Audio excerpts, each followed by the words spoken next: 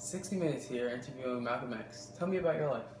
I was born Malcolm Little on May 19th, 1925 in Omaha, Nebraska. My father was an outspoken Baptist minister, an avid supporter of the black national leader Marcus Garvey.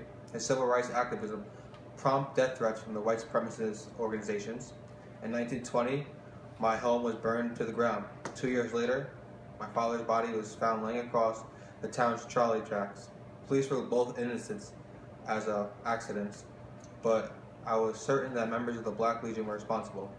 My mom suffered emotional breakdown several years after her husband's death and was committed to a mental institution. So us children were forced to go to orphanages, and then I got sentenced to 10 years in prison, which I served 7 of. I got out on parole because of robbery. Would you say Negro has a nation? That is America. Well, sir, how could you say America is his nation? He was brought here in chains, he was put in slavery, and worked like a mule for 300 years. He was separated from his land, his culture, his God, his language. The Negro has taught to speak the white man's tongue, worship the white God, and accept the white man and his superior. This is the white man's country, and the Negro is nothing but an ex-slave who is trying to get himself integrated into the slave master's house. And the slave master doesn't want you. You fought and bled and died in every war the white man waged, and still he does not give you justice. You nursed his baby and cleaned behind his wife, and still he won't give you freedom. You turned the other cheek while he lynched you, but you still won't get equality. Now your integration-minded Negroes are trying to force yourselves on your former slave masters, trying to make him accept you in his drawing room. How you want to hang out with his white women and do the stuff they do. I've heard you say that 1,000 times, but it always jolts me. Why do you call the white man a devil? Because that's exactly what he is.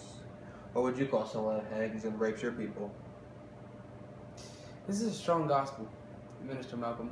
Many people, Negro and white, say what you preach amounts to hate, that your theology is actually anti-Semitic. What is your comment to that? The white people who are guilty of white supremacy are trying to hide their own guilt by accusing the Honorable Elijah Muhammad of the teaching of black supremacy when he tries to uplift the mentality, the social, mental, and economic condition of the black people in this country. Jews who have been guilty of exploiting the black people in this country, economically, civically, otherwise, hide behind their guilt by accusing the Honorable Elijah Muhammad of being anti-Semitic, simply because he teaches our people to go into business for ourselves and take economic leadership into our own community. It has been suggested also that your movement preaches violence. No, sir. The black people of this country have been victims of violence at the hands of the white men for 400 years, and following the ignorant preachers we have, the white thought it was godlike to turn the other cheek to the brute that was brutalizing us.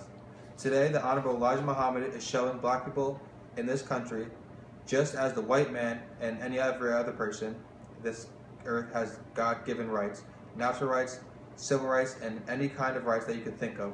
When it comes to defending himself, black people, we should have the right to defend ourselves. And because the Honorable Elijah Muhammad makes black people brave enough, man enough to defend ourselves, no matter what the odds are against the whites, we do. Reverend Martin Luther King teaches a doctrine of nonviolence. What is your attitude toward this philosophy? The white man supports Reverend Martin Luther King, subsidizes Reverend Martin Luther King, so that Reverend Martin Luther King can continue to teach the Negroes to be defenseless. And that's exactly what they want. Then your movement does not share the integration goals of the NAACP, core Martin Luther King movement, and the student nonviolence movement.